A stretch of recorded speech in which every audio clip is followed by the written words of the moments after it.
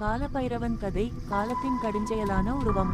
நாள் ஒரு நாள் பிரபஞ்சம் பிறக்கும்போது 3 தலைவனாகிய தேவர்கள் பர்மா, விஷ்ணு மற்றும் சிவன் உண்மையின் இயல்பை பற்றி விவாதித்துக் கொண்டிருந்தார்கள்.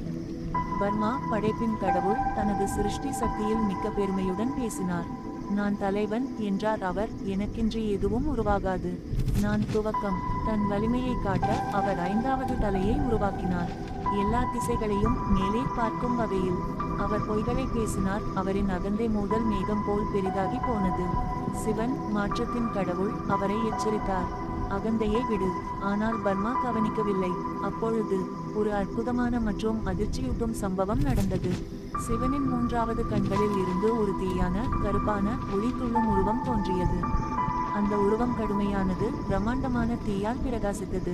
தேவர்களே நடுங்கினர். அவர் தான் காலபைரவன், காலத்தின் தேவன், சத்தமிடும் சத்திய ரூபம். ஒரே ஒரு கணத்தில் பைரவன் தனது சுழுந்தண்டத்தை கொண்டு பர்மாவின் 5வது தலையை துண்டித்தார். அது அகந்தையின் சின்னம். ஆனால் படைப்பாளியின் தலையை வெட்டுவது ஒரு பெரிய சாபத்தை ஏற்படுத்தியது. பிரம்மஹத்தியா என்ற பாவம் பைரவனை தவிக்க விட்டது. அந்த துண்டிக்கப்பட்ட தலையை பிடித்த கையிலிருந்து அது விடவில்லை. பைரவன் கபாலியாகிவிட்டார். ஒரு தவமரையன் கையில் கரண்டி போல உள்ள பர்மாவின் தலையை வைத்து கொண்டு உலா சென்றார்.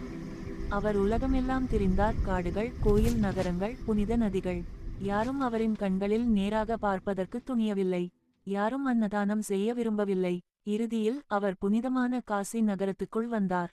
அவரது பாதம் அந்த மண்ணில் பதித்ததும் அந்த தலையை அவர் கைவிட்டுவிட்டது. பாவம் நீங்கியது. காலம் அவருக்கு பணிந்தது. இன்னொரு சின்னமான கதைப்படி அதிலும் இன்பம் இருந்தது. பைரவன் தெரிந்து கொண்டு இறுதியில் தெய்வீக தாயாகிய பார்வதி தேவியின் முன் வந்தார். அவரின் வேதனை, தாழ்மை மற்றும் செயலுக்கு பின்னால் உள்ள உண்மை அனைத்தையும் பார்வதி உணர்ந்தாள். அவள் தெய்வீக தொடுதலால் அந்த தலையை எடுத்து வைத்தாள். அவளது இரக்கம் பைரவனின் பாவத்தை எரித்தது. அவள் கிசுகிசுவெனச் சொன்னாள், எத்தனை தீவாக இருந்தாலும் அன்பு உள்ள உள்ளம் அதை ஏற்கலாம். அந்த நாளிலிருந்து பைரவன் காசியின் காவலனாக, காலத்தின் ராஜாவாக, உண்மையின் காப்பாளியாக, மரணத்தின் வாயிலில் நின்று கண்காணிப்பவராக ஆனார். மரணத்தின் கடவுள் யமனே கூட பைரவனின் அனுமதியின்றி காசிக்குள் நுழைய முடியாது. காலம் நடனமாடும் போது உண்மை சத்தமாக உரக்க வேண்டும். அகந்தை எழும்பும் இடத்தில் பைரவன் விழிப்பதுதான் இயற்கை.